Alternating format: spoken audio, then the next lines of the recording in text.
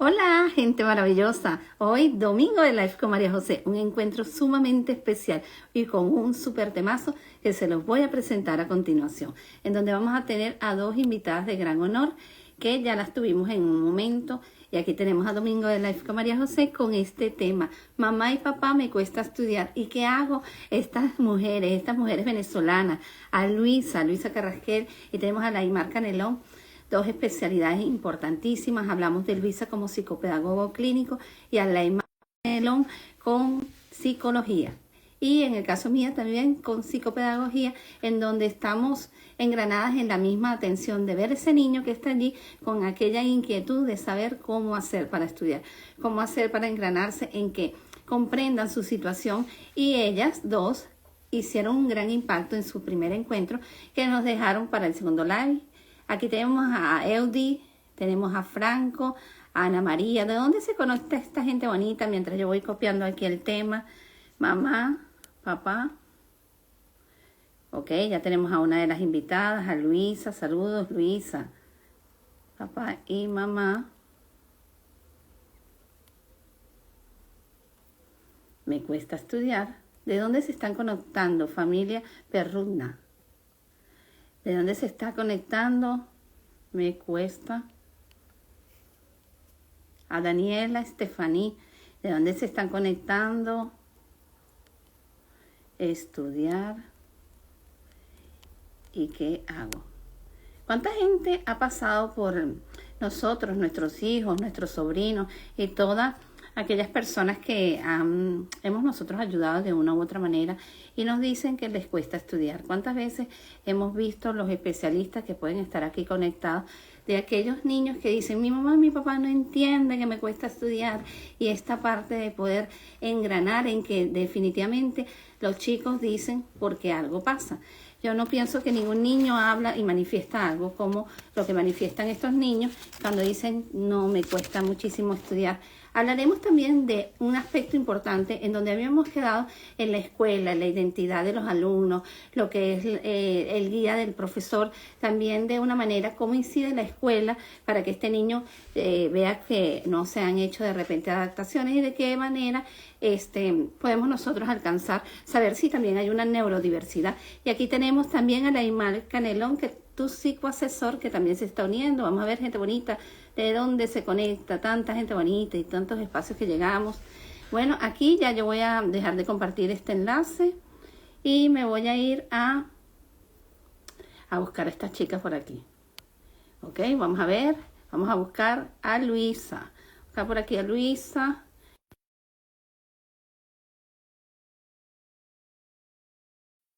Siempre de la mano también con Domingo de Life, dos mujeres maravillosas.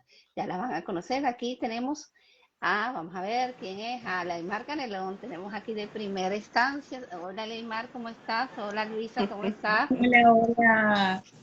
¿Cómo Bueno, yo está? muy ¿Cómo está? contenta de verlas allí, de ver mujeres empoderadas, como dicen, empoderadas en cada una de sus profesiones y que llegan al alcance de sentir y saber cuando un niño tiene una necesidad. Y tenemos aquí a los niños que nos dicen: me cuesta estudiar, y muchas veces a esos niños que atendemos nos dicen: es que mi mamá y mi papá no entienden que a mí me cuesta. Y a veces decimos: bueno, pero el niño está en una crisis de que no le entiende, que no lo comprende, y hay algo de repente en ese cerebrito que no sabemos qué puede estar pasando, qué connotación puede estar ocurriendo para que esto ocurra.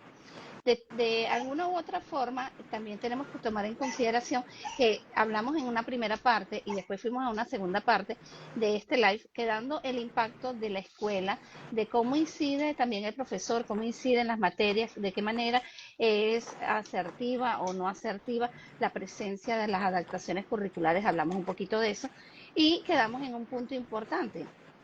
Después de este live, cuando nosotros acá culminamos, no me escuchas o me escuchas bien. ¿No me escuchas? No, ¿En no, tú serio? me escuchas. Ay, disculpa que te interrumpa, pero es que Yo no te te escucho, escucho bien por aquí. ¿tú me escuchas, Alaimar? Yo te escucho y escucho a Luisa, las escucho bien. Yo sí, yo escucho a las dos bien también. Yo escucho a Laimar, pero a ti, María José, no te puedo escuchar bien. No sé por ¿Ok? qué. Ok, El y ahora, volumen, Mari, ahora me escuchas valida. mejor. Ahora sí, Ok. Ok. ahora sí. Entonces, hay algo importante que yo quiero, le voy a preguntar a la Aymar, ¿no? ¿Cuántos niños han pasado por tus manos en donde ves esta inquietud de qué hago? No sé qué hacer. He estudiado. Mi mamá y mi papá no entienden. ¿Qué hago? ¿Qué piensas tú de estos niños que vienen con esa incertidumbre tan grande? Bueno, primeramente saludos a todos y a cada una de las personas que se están conectando de la comunidad de Luisa. Un honor para mí estar contigo nuevamente, Luisa, María José, siempre atinada en los temas que abordaste o que abordas durante tus domingos de live. Y sin duda, pues, esto es un tema que hoy por hoy tiene mucha importancia porque pareciera haber un fenómeno, y digo fenómeno porque a lo largo de estos meses, de estos últimos años, incluso si hago a lo mejor una anamnesis, empiezo a identificar que desde la pandemia la falta de motivación hacia el estudio ha sido un factor determinante en algunas dificultades de aprendizaje y en cómo afrontar como padres esa desmotivación que están atravesando niños, niñas y adolescentes, porque no es exclusivo nada más de los adolescentes porque son adolescentes. Estamos Exacto. teniendo, o yo al menos estoy teniendo una cantidad de niños o papás que llevan a los niños porque consideran que tienen dificultades de aprendizaje, pero al hacer, digamos, la valoración, digamos, la evaluación, nos estamos dando cuenta que son factores psicológicos, motivacionales, que están asociados a múltiples factores desde la escuela, desde la metodología, desde la maestra, desde nosotros como padres, en cómo motivarlos, cómo buscar estrategias para que ellos puedan de alguna u otra forma verse involucrados en ese conocimiento que los docentes y el colegio desde la matriz curricular están intentando impartir. Entonces sí, hay un fenómeno, digo fenómeno y tal vez es muy exagerado, pero tengo un repunte de niños, niñas y adolescentes con desmotivación y por supuesto los resultados escolares están directamente relacionados a esa falta de motivación. En algunos casos, que está Sí. asociado a dificultades de aprendizaje que también merman o impactan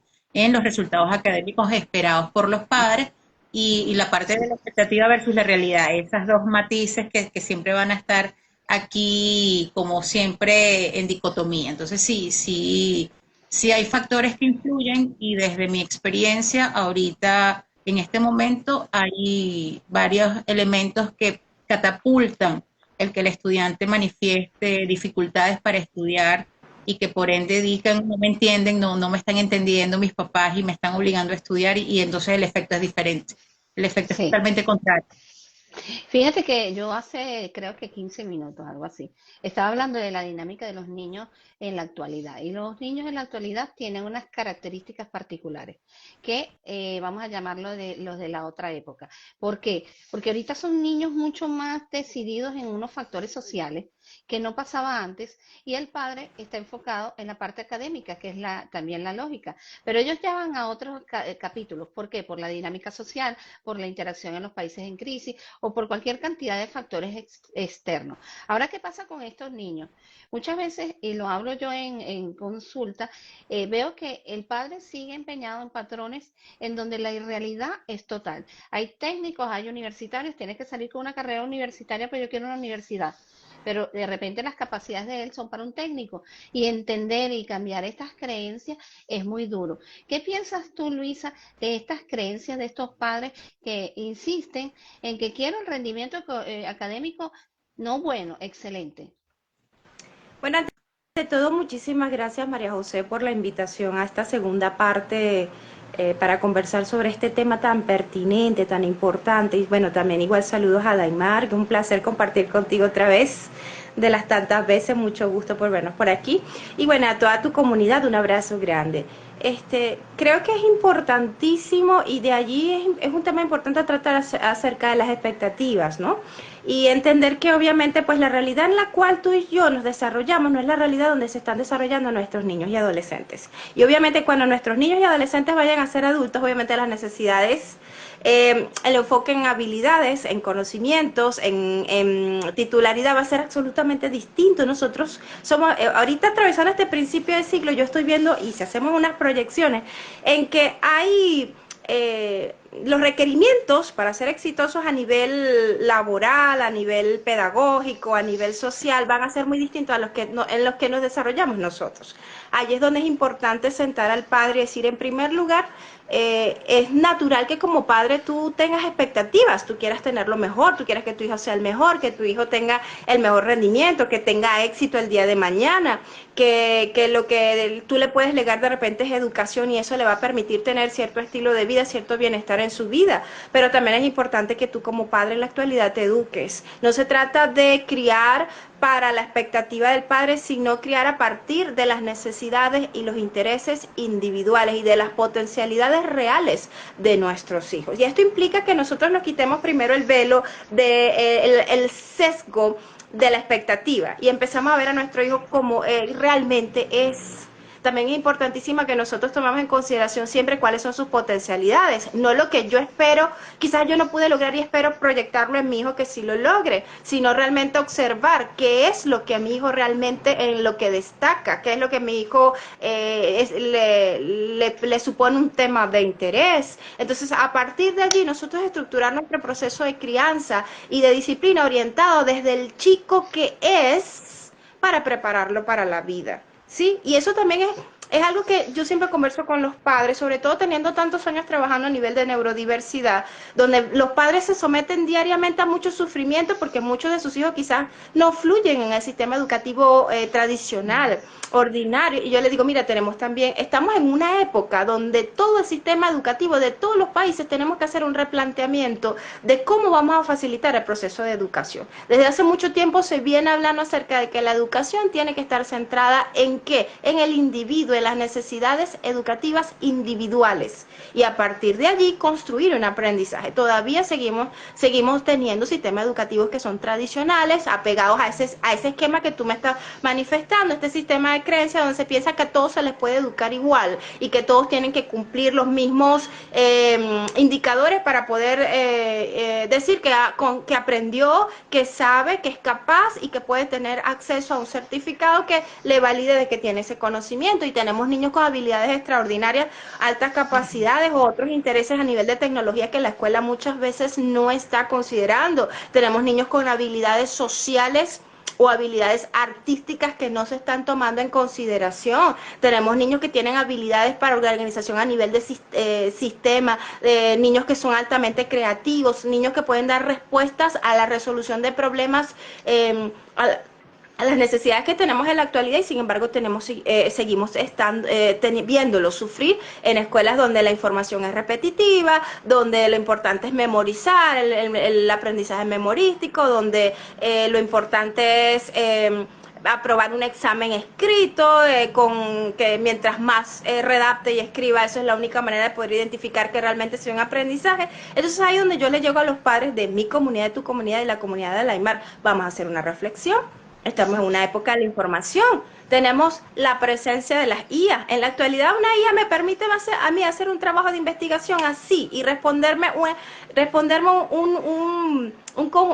hacer diferentes tipos de evaluaciones de una manera muy rápida, donde el chico puede sacar el cuestionario en un momento. Entonces, tenemos que entender que la educación se tiene que orientar en la actualidad, primero, al desarrollo tecnológico. Segundo, importantísimo, que los padres vean que tenemos que ubicarlos desde el aspecto vocacional, ubicarlos desde ese conjunto de habilidades que de repente traen innatas para que ellos puedan aprender. Y tercero, entender que la forma como ellos van a desarrollarse como adultos va a ser distinta a la nuestra. Entonces nosotros también nos toca hacernos un proceso de revisión, vivir esta etapa en muchos niveles de incertidumbre, brindar siempre ese apoyo constante e ir apoyando esa vocación de nuestros hijos de una manera que pueda permitirles el día de mañana que él pueda ser exitoso en las decisiones que tome con respecto a su formación. Siempre, creo que en este siglo, el llamado es a educar a nuestros hijos en autopreparación. Más que buscar a lo mejor quizás un certificado, es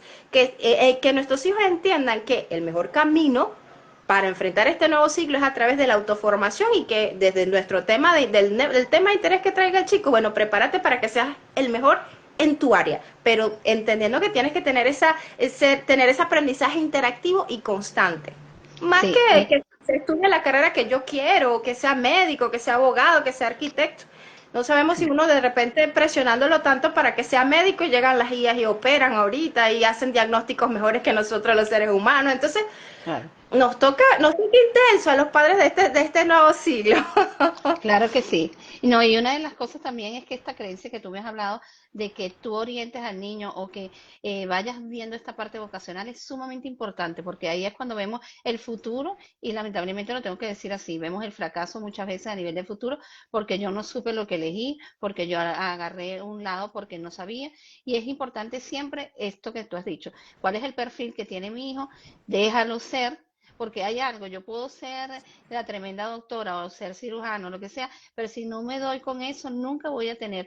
Yo siempre traigo a colisión este parlamento que yo tuve una vez con una chica que trabajé con ella desde muy pequeña y ella me preguntaba, ¿cuál es la carrera que a ti te gusta?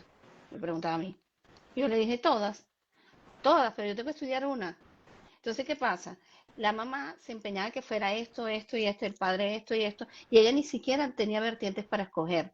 Entonces ella quería un veredicto final que era para que yo también la ayudara. Entonces, ¿qué tenemos nosotros también que decirle a estos chicos? ¿Qué es lo que te gusta? ¿Qué es lo que te da pasión para hacer? Porque si no hay pasión, no hay aprendizaje. Si no hay amor a lo que se hace, nunca vas a tener éxito. Ahora, si hablamos, nos vamos a ubicar en el contexto de la escuela. En el contexto de la escuela es algo un estándar duro en este tema, porque sabemos que hay profesores que son muy inflexibles, son muy exigentes. ¿De qué manera, Luisa, nos podrías decir que esta exigencia de los profesores, de, por ejemplo, de no respetar el ritmo de los alumnos, de atropellar a los alumnos, de exigir, afecta la escolaridad y por tanto siento que no aprendo, no logro aprender con este profesor, porque es delimitante, es exigente? En primer lugar, le diría a ese profesor, le preguntaría si de verdad quiere estar inserto ahorita para ser educador para estas nuevas generaciones. Cuando tú estás en una posición de educar, lo primero que tú tienes que visualizar es cuál es tu objetivo, o sea, cuál es tu objetivo como educador y cómo ese objetivo es pertinente para la realidad y para la sociedad, para el presente y para el futuro de esta persona. Ujú. En la actualidad hay infinidad de investigaciones científicas que demuestran la importancia del cuidado de las emociones para hacer que el proceso de aprendizaje sea el más óptimo. Mira, primero la sugestología nos lo viene diciendo desde hace mucho tiempo, luego el aprendizaje cuántico, la neuropedagogía, la pedagogía del amor, basados todos en neurociencia y en neuropsicología, nos habla de que para que un cerebro, primero estamos educando cerebros, entender que estamos educando cerebros en edades infantiles, adolescentes, es decir, que todavía ese cerebro no está lo suficientemente maduro para muchos procesos significativos en lo que son los procesos de toma de decisiones y que ya conocemos que el cerebro infantil y adolescente es mayormente emocional, no lógico, que es después que a ti se te desarrolla, se te madura lo que sería el lóbulo prefrontal, que es uno de los últimos áreas del cerebro en madurarse, después que justamente salimos. Y ahí es donde iba a llegar, salimos del bachillerato, de lo que es la escuela secundaria, es que realmente, y pasas a la vida adulta, es que realmente estas áreas empiezan a funcionar. Si no existe alguna neurodivergencia, ¿cómo debería ser? Entonces estamos educando cerebros emocionales. Un niño, un adolescente obviamente necesita que... Y eso está demostrado, un entorno educativo donde el facilitador de procesos de aprendizaje sea una persona que tenga este conocimiento y que estimule a crear un entorno que tiene que tener estas cualidades. En primer lugar, un entorno donde el chico se sienta seguro. El segundo, donde el chico se sienta validado. El tercero, un entorno donde la información se muestre de forma positiva, estimule la curiosidad e incentive la construcción de nuevos aprendizajes a partir de esa información. Y para ello, el facilitador del proceso de aprendizaje en todo el sistema educativo tiene que ser una persona flexible, cercana, amorosa, pero firme, sí, firme, pero amoroso. Tiene que tener un componente importante. Entonces, el llamado es, como docentes, como educadores, que queremos dar respuesta a las necesidades de nuestros estudiantes y a las necesidades de la actualidad, tengo que entender que yo tengo que ejercer que primero va la emoción y después va la cognición, que no se va a dar el proceso cognitivo si yo primero no cuido la emoción. Entonces, si mi aptitud ¿Puede predisponer al bajo rendimiento académico? Sí, hay investigaciones que lo revelan. Dentro de ellas, una de las más conocidas, el efecto Pigmalión. Un profesor que cree que sus clases es lo mejor, que este estudiante es brillante, es estrella, va a hacer todo lo posible desde su actitud para impulsar que ese sea el resultado. Como también puede suceder el contrario. Entonces, ese paradigma de que la letra entra por sangre, de que el profesor es la autoridad, tiene que ser marcial porque es la única forma de aprender, que la actitud rígida porque yo soy así, esa es mi personalidad. Señores, para este nuevo siglo XXI no es la forma como podemos abordar a estas nuevas generaciones. Y no porque sean cristales o sean más susceptibles o sean débiles, no, esto ha sido siempre así, solo que ahora tenemos un bagaje científico que no los ha confirmado. Aprendemos más desde el amor, aprendemos desde un respeto sano, respeto no por autoridad, sino respeto por admiración y de que nosotros como educadores, si queremos seguir estando allí, siendo facilitadores del aprendizaje, tenemos que reestructurarnos y para ello a veces, muchas veces requiere de que nos formemos en áreas como inteligencia emocional, pedagogía del amor y que también nosotros a veces vayamos a tocamos la puerta del psicólogo y hagamos terapia porque no es la forma. Está demostrado que si yo tengo una actitud rígida, inflexible, soy fría, estoy trabajando para que todo mi salón de clase exista fracaso escolar. Van a haber unas minorías que van a poder superarme, porque siempre hay dentro de las estadísticas ese conjunto que por genética, que por el entorno familiar, pues cuentan con más apoyo y estos niños pueden avanzar. Pero yo también soy un obstáculo a nivel de que mis estudiantes realmente aprendan si tengo este tipo de actitudes. Entonces, el llamado es a actualizarnos, a revisar esos paradigmas, a entender que ya no son aplicables, que son arcaicos, que no son funcionales y que tenemos que movilizarnos hacia todas estas nuevas investigaciones y adaptar nuestro ejercicio profesional en base a estas corrientes para que podamos ser educadores efectivos. De hecho, hace poco estuve leyendo una investigación que hablaba sobre la motivación, que Aleimar me estaba hablando ahorita al principio de la cantidad de estudiantes que tienen indicadores de que el bajo rendimiento es por desmotivación y decía muchísimo que tenía que ver que hasta la forma como yo preparo el contenido incide sobre la motivación, que el docente tenía el 70% de posibilidad de gatillar la motivación en los estudiantes hasta los más apáticos. Entonces fíjate el poder que tienes como profesor dentro de un aula para gatillar la motivación. Entonces no es que los muchachos ahorita no se motivan por nada. Revisa cómo estás presentando la clase, la metodología que estás utilizando. Revisa cuánto estás conectando la información que estás dando con la realidad de este estudiante para que le aporte soluciones. Revisa cómo estás generando esta dinámica a nivel afectivo, la relación como la tiene, pues eso también incide muchísimo. Exacto, y una de las cosas determinantes es que el perfil definitivamente del docente delimita mucho cuál es el aprendizaje y cómo va a ser el niño para la vida, porque muchas veces también hablamos de la familia, pero muchas veces hay docentes que moldean las conductas y vemos que hay niños que son bastante rígidos e inflexibles porque no tuvieron otros patrones de aprendizaje. Ahora, a nivel emocional, este fenómeno de la inflexibilidad del docente e inclusive lo que tú me manejabas, Luisa, que es un factor importante, la inflexibilidad o una planificación que realmente no motiva y que simplemente es alcánzalo, dame resultados, pero no hay procesos como tal. Entonces, este tipo de planificación también conlleva a una crisis, porque pues, si nosotros aprendemos o enseñamos desde el amor, como estás diciendo, pero por progresos, por lo menos a mí la química siempre me fue terrible, pero fue que esto era así, te lo mostraban en bloque y después hacer las cadenas era espantoso para mí. Entonces, ¿qué ocurre? A mí no me enseñaron el amor de esa materia, pero yo sobreviví porque tuve que llevarla. Y la profesora era muy exigente. Ahora hay algo que me causa un impacto, que es que estos muchachos caen en esta desmotivación, como ustedes hablan, pero al mismo tiempo, emocionalmente, esto trae un paradigma de que el profesor me exige, yo nunca lo logro, yo soy fracaso, yo no alcanzo, siempre estoy raspado o siempre estoy en la línea, estoy ahí, estoy aquí, estoy allá, pero no sé, no he aprendido nada. Y una de las cosas que, por ejemplo, pasan con las personas que yo puedo trabajar a nivel académico, que ellos me manifiestan realmente viene otro periodo y no sé si va a ser peor que este. Entonces, claro, a mí me conlleva una duda, no es porque yo no le llegue, sino que de repente la exigencia es más dura, o de repente también existe este tipo de docentes que ponen unas ciertas calificativos a alumnos que le cuesta mucho la materia. Por ejemplo, yo recuerdo en química, a mí me decía la profesora que yo tenía una cabeza de coco. Entonces yo decía, yo no soy cabeza de coco, yo sí lo que no entiendo. Pero ¿qué pasaba? Para mí era algo, de hecho yo al final decía, bueno, aquí está cabeza de coco, pues no me da nada. Pero si yo me pongo en el trasfondo mío, para mí la química es terrible, terrible. Entonces, ¿qué pasa emocionalmente a la Aymar que hace que este niño sienta, no lo logro, soy incompetente, no puedo, no sé si llegue? Fíjate, acabas de mencionar otra arista que tiene que ver con el autoestima o con la autoestima, el autoconcepto.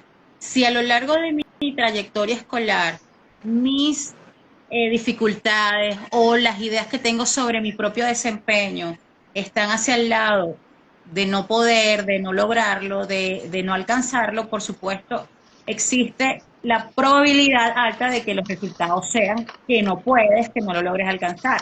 ¿Por qué? Porque para nadie es un secreto que nosotros nos programamos. Entonces, si nos programamos para que las cosas nos vayan mal, todo lo que suceda a mi alrededor tiene que estar Exacto. alineado a esa hipótesis. Por lo tanto, si hoy llueve o si hoy no logré acordarme de algo, de una tarea, de un examen, ya yo dije, listo. La hipótesis fatalista de que, viste, yo sabía, no iba a poder. Viste, es que yo, ¿para qué me esfuerzo si no lo voy a lograr? Entonces, allá hablamos, o desde el punto de vista psicológico, también del factor de la autoestima, autoconcepto, el que yo pueda mirarme hacia mí de manera objetiva y decir para cuáles soy un poco más diestro entiéndase, mucho más, más fácil que se me haga asimilar la información, o cuáles contenidos son para mí mucho más complejos, por lo tanto requiero un hábito adicional y un esfuerzo adicional para lograr los objetivos esperados. Entonces, emocionalmente está todo relacionado. Si no me gusta la asignatura, me desagrada el colegio, adicionalmente tengo una idea de mi maestra, de mi docente, ya tengo factores predispuestos, además en mi casa tengo una alimentación psicológica de no vas a poder, es que debería ser una comparativa con otros niños significativos u otros adultos, otras épocas.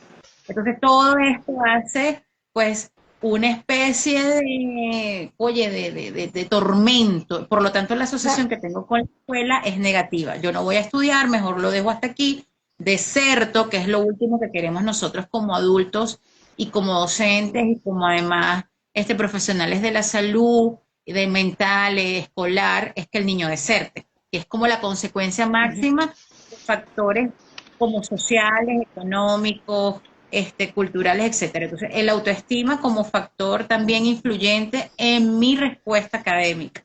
Cuando somos pequeños, acuérdense que nosotros no estamos imitando y estamos justamente viéndonos en esa inferioridad, superioridad. Lo que logro hacer, me lo felicito y me lo reconozco, pero si logro hacer algo y no tengo reconocimiento por parte del otro, que es ese reforzamiento positivo o ese reforzamiento de mi significativo adulto, como el docente, como mi mamá, mi hermano mayor, mis adultos que me cuidan, entonces yo entonces digo que no lo logré, pese a que lo logré. Logré Ujú. sacar una buena nota, 12, 13, pero para mi adulto no fue suficiente, entonces no lo logré. Pero resulta que me superé al examen anterior que había sacado 10 o había raspado. Para mí ese 10 equivale a 20. Para mí ese 11 es mi 20. Pero si mis adultos significativos, de una vez que es eso no es nota. De broma pasaste, no estudiaste lo suficiente, me invalidas de una vez. Entonces ya yo digo, no Exacto. importa el esfuerzo que haga, siempre voy a tener una respuesta que hace que yo sienta que no soy lo suficiente. Entonces, lo hacemos de manera inconsciente. Sacamos 15. Bueno, sí, sacaste 15, pero la próxima tiene que ser 20. Oye, pero ¿por qué no celebras mi 15? ¿Sabes lo que me costó sacar 15? Ya tú me lapidaste, diciéndome que no es suficiente. Entonces, como papás, pareciera que estamos exigiendo, porque bueno, queremos unos resultados óptimos porque sabemos lo que cuesta estudiar en la universidad, queremos que nuestros estudiantes y nuestros hijos pues logren unas carreras universitarias. Entonces, el factor de la autoestima se ve impactado por lo que los otros piensan de mí, por lo que yo pienso de mí, y como esto se conjuga o sea, se compenetra y dices, bueno, si mi mamá o mis adultos dicen que puedo, pero yo no, pero me felicitan, me ayudan, buscamos estrategias para que yo voy subiendo esa idea de mí. Pero si además yo Exacto. pienso que no, mi familia dice que no, el colegio dice que no, ¿qué importa entonces? Yo no Sí, puedo, entonces, ¿para qué me esfuerzo? exacto, ¿Para qué tanto? exacto. Entonces, el autoestima y la motivación como factores importantísimos en el efecto académico, en el resultado académico, no solamente del niño que no tiene conciencia como el adolescente o como ese adulto que va para adelante y para atrás, el razonamiento hipotético deductivo, no, el niño es concreto, el niño es concreto. Si salí bien, refuérzame, si salí mal, bueno, oriéntame. Yo no voy a estar con un discurso largo, como estamos hablando aquí, porque mi atención es efímera. Entonces, dime si lo hice bien, prémiame. Dime si lo hice de manera distinta, enséñame cómo hacerlo esta vez y dame la oportunidad de hacerlo y valida mi esfuerzo, que es parte de las Exactamente. estrategias que los adultos podemos, cuando somos conscientes de los resultados que tenemos de nuestros hijos, es un resultado distinto y estoy valorándolo, estoy viendo que si el chamo no tiene alguna dificultad de aprendizaje, lo llevo al psicopedagogo, lo llevo al psicólogo, lo llevo al psiquiatra, pero si estoy viendo eso, lo que estoy es cavando su propia tumba académica, porque no va a haber nada que lo ayude a emerger si yo además estoy ayudando como que a, no, no, tranquilo, vas bien, pero yo aquí te estoy así haciendo el huequito porque bueno, ahí es donde te vas a caer, o sea, es como tú Exacto. una relación. Y no, y fíjate que hay algo que mencionaste que es el tema de familia. Yo tengo que conocer a profundidad el niño que tengo en casa y no vacilar en este esquema. Porque si yo sé que tengo un niño que le cuesta estudiar o que le cuesta esto, muy bien lo dijiste, tengo que buscar un apoyo, pero también tengo que darme cuenta que los niños tienen una característica, o los adolescentes, que cuando empiezan a demostrar rechazo, hay síntomas muy particulares, o dejan de comer, o se hacen los dormidos, o me duele la cabeza, o cualquier enfermedad surge en el momento. Yo tengo entonces que ir también a la escuela a ver de cuál es el compromiso o fin escolar que tiene esa escuela para que los niños se sientan bien, porque hay algo que yo lo veo desde este contexto. Es muy importante saber las matemáticas, el castellano, muchas materias son muy importantes, pero yo pregunto a muchas instituciones, ¿ustedes saben que lo que están dando lo están enseñando para la vida? Están diciéndole al niño por qué es necesario saber fracciones. Le han explicado cuál es el sentido de saber, por ejemplo, un diptongo, un hiato. Le han explicado esto, porque ¿qué pasa con los niños? Llega un momento que dicen, yo tanto que estudié el diptongo y tal cosa, ¿para qué? O me he puesto yo a estudiar con ellos y dicen, otra vez esto, que ni sé para qué sirve. Ahora, ¿qué pasa si nosotros tenemos una visión de construcción de vida? Porque hay niños que realmente, y Luisa, Alemar también, pero en el caso de Luisa, que hacemos tantas adaptaciones a nivel escolar, hay niños que hay competencias que no las alcanzan, lamentablemente, por factores de la neurodiversidad o factores en donde se ultrapasan factores muy importantes de su salud. ¿Y qué pasa con esto? La escuela está preparando para la vida, las escuelas le está dando la motivación, porque nosotros, por ejemplo, podemos ver a niños de la neurodiversidad que se gradúan en una escuela, pero ¿por qué? Porque se hicieron adaptaciones y el niño se va a focalizar en una actividad laboral y una actividad técnica. Entonces, hay algo que yo quería preguntarle a Luisa. Si este estándar de la escuela yo diría estar en otro enfoque, de que él aprenda contenidos, aprenda, y el niño no siente ni para qué sirve, no existe empatía, rechaza ese aprendizaje porque no le han explicado para qué sirve, ¿cómo esto afecta la toma de decisiones finales? Bueno, mira, quiero empezar a decir, y voy a ser muy disruptiva al decir esto, pero las últimas investigaciones en el área, uno que es especialista en el área de aprendizaje, nos están revelando de que el rendimiento académico de dónde se centra, en cuánto saca el chico en una muestra de evaluación, ¿no? Dentro de estas muestras de evaluaciones pueden ser exámenes escritos, exposiciones, X, lo que utilice el educador. Y a partir de allí, lo que obtenga como él se desempeñe dentro de esta evaluación es que el colegio, la maestra, es que los padres van a saber si él por ganar eso o perderlo, pues si aprende o no aprende. En la actualidad se sabe que hay muchas variables que pueden influir en el cerebro infantil y adolescente que pueden incidir en que el chico repruebe en el momento de presentar la prueba, pero que una vez que se quita el estrés de que el chico no está sometido a una evaluación, sino que se proponen otras formas de evaluación o de compartir el aprendizaje, estos chicos pueden evocar realmente lo que aprendieron.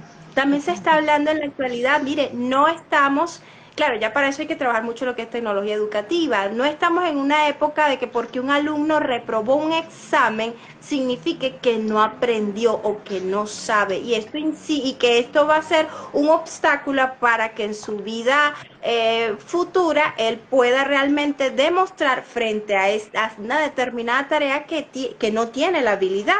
Entonces, en la actualidad, ese cuestionamiento de la evaluación, como nosotros como educadores, como sociedad conocemos, está en proceso de evaluación y está en proceso de reconsideración. Porque de repente tu chico, tú lo puedes preparar en tu casa, puede aprenderse toda la información, pero factores emocionales, como por ejemplo el miedo, o quizás el chico tiene rasgos ansiosos, o de repente por la misma dinámica, el tono de la voz de la profesora, la forma cómo se presentó el proceso evaluativo, esto puede incidir en que el chico tenga fracaso en el momento de la evaluación.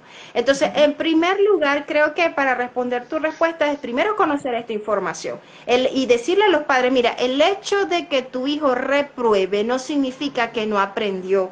Así como le digo a los padres, el hecho de que tu hijo no copie una clase no significa que no aprendió, porque hay mil y una formas de procesar la información cuando yo estoy dentro del aula de clase. Y de repente ese chico que tú ves ahí deambulando, echando chistes con los compañeros, parándose de un lado a otro, o que no transcribió porque puede tener alguna necesidad educativa especial, una neurodivergencia, un trastorno específico de aprendizaje, no sabemos, igual tiene otras formas para integrar la información. O de repente esa información que se le suministró, no se le suministró respetando de repente una experiencia que es la forma como él aprende. En este caso siempre la información habla de que la gran mayoría de las clases no están organizadas para ser integradas, aprendidas y para reflejar el aprendizaje de los chicos kinestésicos, que por lo general hemos creído durante muchos años que los chicos que tienen un estilo de aprendizaje kinestésico eran los malos alumnos, los que no sabían, y después cuando estos salen a la vida diaria, a la vida cotidiana, resulta que son los que montan los negocios, resulta que son los que montan empresas, y luego el que sacaba la mejor calificación termina siendo el empleado de este chico que en el colegio no rendía, no la daba. Entonces, ¿cuál es la reflexión al respecto? En primer lugar, sí, si eres mamá, siempre hay que brindar un acompañamiento positivo a tu hijo frente a su proceso académico, teniendo la visión respetuosa y acertada posible. También como educador es importante que nosotros entendamos cada alumno tiene un ritmo de aprendizaje. Y de repente no lo logra en primer grado, lo puede lograr en segundo grado. De repente no lo logra en quinto grado, pero lo puede lograr en sexto grado. O de repente este niño necesita mayor tiempo para entrar en contacto con esta información, para luego en la vida adulta, mira, un día se levantó y lo integró. Entonces, el hecho de que tu hijo en este momento tenga un bajo rendimiento académico somete a que uno tiene que hacer también una evaluación, una autorreflexión, es decir, ¿qué puede estar incidiendo en este bajo rendimiento académico? ¿Qué es lo que está faltando? Yo puedo brindar un apoyo, pero entender que, mira, la realidad y el resultado del aprendizaje académico muchas veces no se traduce en la vida real como éxito. Y que muchas veces porque tu hijo no tenga la nota más alta, no significa que no aprendió. Es más, se habla de que en la actualidad aprendizaje, inteligencia, ¿qué es? Inteligencia es que con toda la información que yo pueda tener acceso, pueda dar respuesta, cambiar, modificar o dar soluciones a problemas prácticos a mi vida. De allí la importancia de que el educador siempre relacione el contenido, que es lo que tú estabas hablando, con la realidad y que muestre la forma práctica, el uso práctico que tiene esta información que yo te estoy facilitando para el estudiante, que lo conecte con su vivencia cotidiana. Y de allí requiere de mucha creatividad de parte del docente también para establecer esa vinculación entendiendo que hay muchas formas de evaluar que una persona conoce o no conoce la información, y entendiendo que muchas veces el hecho de que tu estudiante fracase en el momento en el cual tú le pones la hoja para que responda no significa que sea tonto, sea bruto o no pueda, sino significa que a lo mejor hubieron factores emocionales que pudieron incidir en que ese momento ese estudiante pudiera evocar lo que conoce. ¿Entiendes? Y entonces por eso Claro. es que vuelvo a hacer énfasis, el cuidado de las emociones, cómo yo presento la prueba, la presento de una manera relajada, realizo un ritual ante una dinámica antes para que mis estudiantes enfrenten la prueba estando relajados, para que ese cerebro funcione y aporte todo el potencial que tiene realmente, o el conocimiento que ya trae previo de casa. O propongo diferentes formas de aprendizaje para que mis estudiantes visuales, auditivos, kinestésicos o multimodal puedan realmente reflejar lo que aprendieron.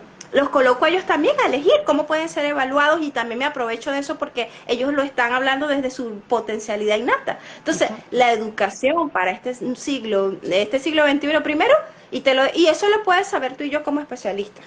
Tú y yo bien claro sabemos que todo el mundo aprende y que hay formas de aprender y que cada uno tiene un ritmo de aprendizaje. Que cuando un Exactamente. chico no está aprendiendo, hay un factor allí que lo está obstaculizando, pero que una vez uno encuentra ese factor y lo modifica, lo adapta, ofrece apoyo, hace cambios en la metodología, estos muchachos avanzan. ¿Cuántos adultos en la actualidad ahorita que tuvieron autismo, que tuvieron déficit de atención e hiperactividad, que tienen dislexia, se graduaron, tienen su título universitario o tienen su modo de vida próspero, productivo y con éxito? Entonces Exacto. es una gran reflexión para modificar esos paradigmas que como familia a veces traemos o como educadores a veces tenemos, entendiendo que, mire, no podemos saber cuál va a ser realmente el resultado de una persona simplemente por el rendimiento académico que tenga en el momento en el cual yo le facilite la información. Entonces eso nos va a permitir tener la flexibilidad adecuada y obviamente organizar mi propuesta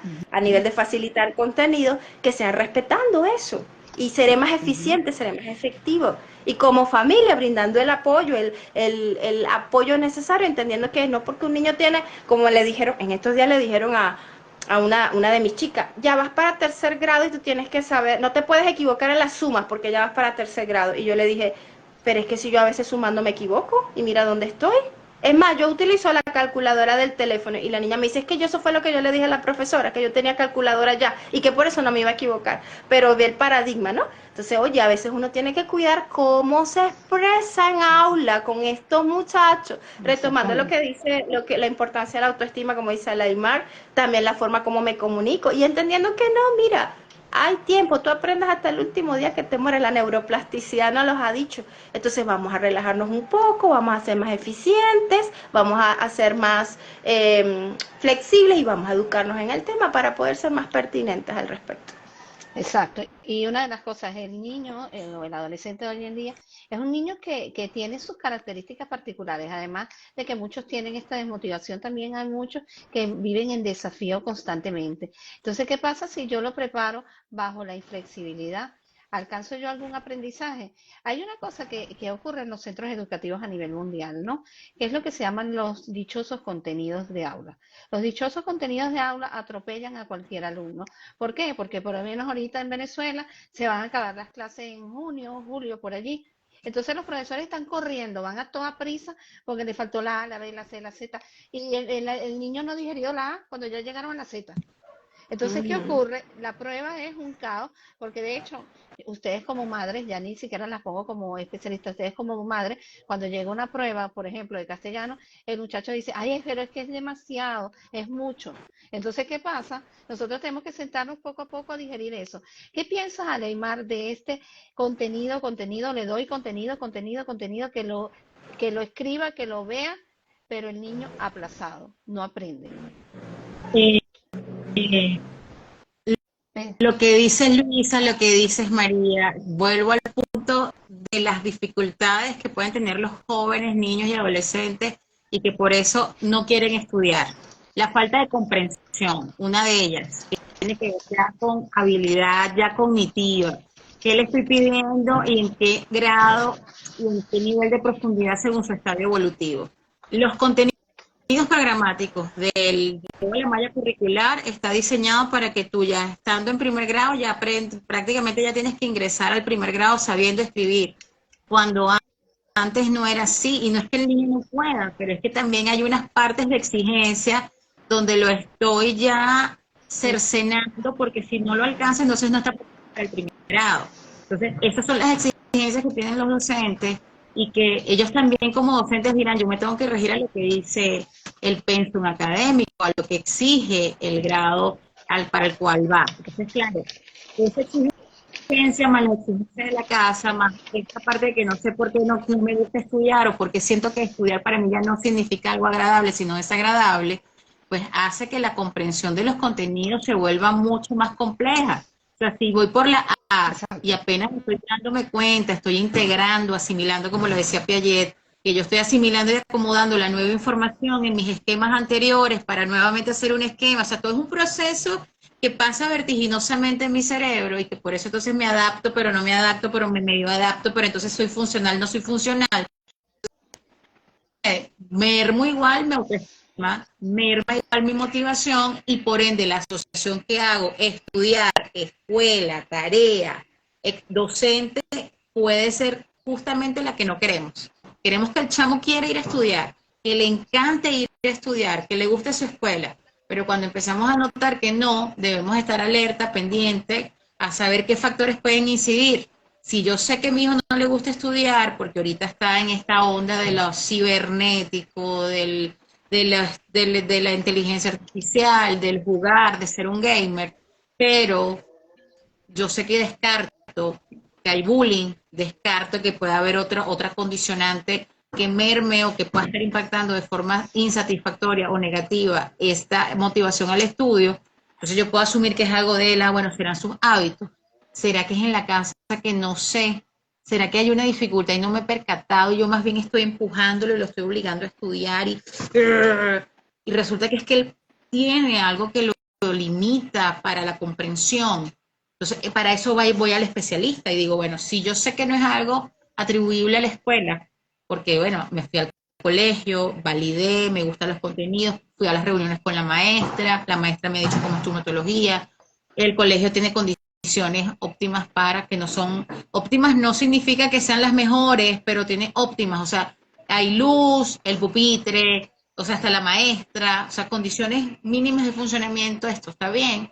Y mi hijo es algo que ya estoy viendo que es él, o mi hija, pues puedo estar yo, bueno, mi hija le cuesta, es a ella, o sea, ya yo validé todo, yo estoy haciendo estas metodologías para motivarla, estoy estableciendo algunos límites y algunos acuerdos para reforzar. Entonces ya yo entonces tengo que ir viendo qué puede estar allí. Si es el niño, entonces tengo que llevarlo al especialista, porque puede haber una dificultad de input, de output, no me estoy dando cuenta entonces qué es lo que se le hace más difícil, qué es lo que se le hace más fácil, y nada más me estoy enfocando en lo que no puede, pero en lo que sí, a lo mejor bajo esta metodología no asimila, pero resulta que ella o él generó una metodología para él aprendérselo, porque también debemos darle esa oportunidad a los niños de que ellos puedan integrar e idear sus propias formas de aprendizaje, pero siempre acompañándolos, dependiendo del estado, a lo mejor es a través de dibujos, a lo mejor a través de audiolibros o de audios, de grabarse al mismo. Bueno, grábate leyendo y luego te vuelves a escuchar, porque resulta que el canal de aprendizaje de mi hijo es auditivo. Ah, no, pero es kinestésico. Pero es que yo creo que estudie sentado, porque el hábito de estudio es sentado. Y resulta que ni nosotras nos quedamos sentadas, sino que tenemos que escuchar música, pero queremos que haga silencio. En estos días estaba con una maestra o con una persona que me dice, pero ¿cómo estudias tú? Mira, yo estudio con música y yo recuerdo mis mejores exámenes es escuchando música, o sea, yo estoy atendiendo, estoy estudiando algo y tú me ves leyendo, pero a la vez tarareando la canción que me gusta y bailando y cha, cha, cha, y la gente, pero ¿qué ruido es ese? ¿Qué así estudio yo? Y así aprendo yo. Y la gente dice, pero ¿cómo? Si estás escuchando la música, estás bailando y estás leyendo, yo no entiendo. Bueno, yo tampoco, pero así estudio, así me gusta y así me aprendí mi cuestión. Entonces, este mecanismo en el que es el andamio efectivo para los chamos. Lisa decía algo que es crucial, único. Nuestros chamos son únicos. únicos, como cada uno de los seres humanos somos únicos y irrepetibles. Cada quien aprende de una manera en la que para esa manera, para él o ella es su manera funcional. ¿Cómo me aprendo yo las tablas? Y Luisa te lo sabrá. Ustedes dos como psicopedagogas saben mucho más. Habrán niños donde tu estrategia son las tarjetas, porque es visual. Y en otras es la tarjeta con la musiquita, porque es el sonido, para que él aprenda a tararear. Ah, bueno, no, le enseñé la tabla cantándosela. No sé cómo, pero empecé a cantar, inventé una canción con la multiplicación y ahora el niño se sabe su tabla cantando, pero se la sabe. Entonces, cuán Exactamente. efectivo es, o sea, hay varias aristas. Como mamá y papá, buscar estrategias que motiven y que además nosotros desde casa podamos ofrecerle a él como alternativas. Oye, está bien, ¿cómo puedes aprender? A lo mejor habrá niños que dirán, no, yo no quiero aprender nada. Yo estoy, la escuela es aburridísima, yo no sé qué hago ahí, es una cárcel. Exacto. No, Así que igual, exacto. No, y para otros, hay algo que quería puntualizar en lo que estás diciendo, que es este aspecto de a veces desconocer como padres a nuestros hijos, en el sentido de que atropellamos el proceso de tal manera que, por ejemplo, si no vamos a la educación inicial, al preescolar, los niños tienen que ya saber leer, ya los niños tienen que tener una noción de la lectura, y son bebés que apenas interactuaron y conocieron el lápiz, conocieron la tijera, y se les está pidiendo esto. Entonces, ¿qué pasa? Estos niños van con una cantidad de miedo porque supuestamente el pre se volvió el post, porque es horrible. Entonces ellos pasan este proceso siendo niños adultos. Y cuando van a bachillerato es peor, porque ahí te cambian ya tú eres independiente, resuelve. Entonces, ¿qué pasa con estos niños? Estos niños, hay unos que no han madurado todavía, hay unos que de repente están pensando de otra forma, hay otros que les cuesta aprender porque su ritmo es más lento, otros son muy vivos, otros son desafiantes. ¿Y qué ocurre? Que el niño que no da la talla o tiene una particularidad, por ejemplo, pregunta demasiado o de repente se queda desenfocado haciendo un dibujito porque se distrae. Este niño muchas veces es atacado por factores de todo, del docente a los profesores, hasta la señora que limpia la escuela, es que tú eres el distraído, es que tú eres el flojo, tú eres el que pega, ¿verdad? Entonces empiezan con esta cantidad de calificativos hasta volverse una nube y se vuelve el bullying como tal. Porque ahí viene, mira, ahí viene el distraído, epa, distraído, epa. Entonces, ¿qué pasa con estos niños como tal, Luisa? ¿Cómo resolver este fenómeno si los padres ni siquiera están en sintonía de que el factor de que no puede aprender se llama factor escolar, la gente que conforma la unidad educativa? Mira, yo siempre digo que no se puede educar si primero no hay respeto. Porque antes de que exista amor, porque de repente hay personas que les cuesta quizás poder educar desde el amor, porque a lo mejor no recibieron en la infancia, no les enseñaron, no tuvieron la oportunidad de poder aprender, porque el amor es aprendido y cómo expresar el amor, pero sí el respeto. Y creo que es importante que nosotros, tanto como sociedad, como padres y como educadores, tenemos que entender que para que el niño pueda crecer, pueda aprender, pueda exhibir aquello que sabe, necesita, como ya lo hemos hablado, los factores emocionales, confianza, ¿verdad? Esto lo está aprendiendo, él está yendo, él va a la escuela y siempre, como le digo siempre a mi hija, recuerda que estás aprendiendo y que los aprendices tenemos el derecho de equivocarnos. Siempre se lo digo, recuerda que estás aprendiendo y que los aprendices tenemos derecho a equivocarnos. Entonces, ahí es donde le digo al docente, miren, tenemos que educar desde el respeto. Cuando yo le estoy poniendo un sobrenombre, como te decía la tuya, cabeza de coco, o como le dijeron a Leymar, y como también a mí me lo dijeron muchas veces, ay, que lenta, estamos faltándole respeto a nuestros estudiantes. Y el respeto no tiene que ser unidireccional, no, el respeto es para mí, que yo soy una figura de autoridad, soy el docente, soy el adulto, soy el que conoce, el que sabe, y por ende tiene que haber respeto. No, señores, el respeto es lineal.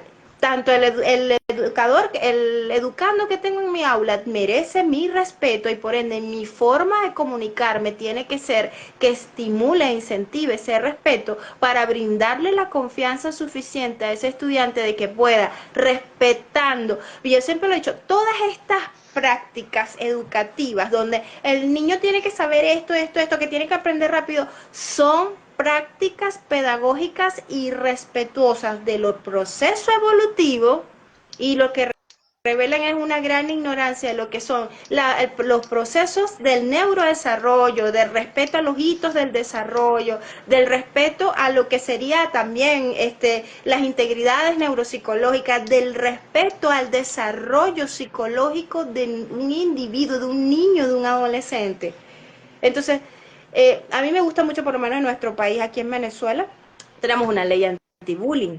Y una ley anti-bullying que es bastante, bueno, por lo menos acá en nuestro estado se está haciendo un trabajo muy bonito a nivel de lo que son los consejos de derecho municipales, donde van a las escuelas y donde explican la ley y donde solamente visibilizan, porque a veces tenemos normalizado el bullying, porque la gente dice, no, pero es que yo lo que le digo es un sobrenombre. Me acuerdo uno que decía cara de crimen, él es cara de crimen se quedó. Entonces la cuestión está que dice, sí, pero de repente yo que estoy diciendo cara de crimen no me genera mayor impacto, pero en el individuo se siente agradado, le gusta, se siente bien consigo mismo, está así. Entonces vamos a educar desde el respeto, y de allí es importante, y de allí aprovecho este espacio para hacer un llamado a esos padres y a esos maestros. Ustedes también como adultos, a veces sin darse cuenta, están haciéndole bullying a sus hijos o bullying a sus estudiantes. No solamente el bullying viene de un compañero de clase que le echa una broma o que agrede o que atenta contra la integridad del otro chico. Porque si mi hijo está en mi casa y yo desde ya empiezo a decirle, no, que ese es malo para la matemática, o ese es corta, hay tantos, ahorita no recuerdo mucho de cómo a veces uno le pone sobrenombres porque no saben leer, porque no saben escribir, o porque rasparon un examen, o por la forma de caminar, o por la experiencia física. Y también tenemos profesores que dentro de las aulas replican eso también puede incidir en la capacidad que tenga este niño, este adolescente que se está formando, que está todavía construyendo su personalidad a nivel de seguridad. Para yo poder aprender, necesito sentirme seguro. Cuando alguien se burla de mí, cuando alguien me acosa, cuando alguien me minimiza, es mentira que voy a desarrollar el sentimiento de la confianza, de la seguridad y la tranquilidad para poder aprender. Y eso es uno de los factores esenciales para que nuestro cerebro funcione bien y para que aprenda, y para que memorice, y para que luego pueda evocar ese aprendizaje. Entonces, oye, o nos ajustamos a esto y aprendemos a educar, tanto padres, madres, como sociedad, como educadores, desde el respeto.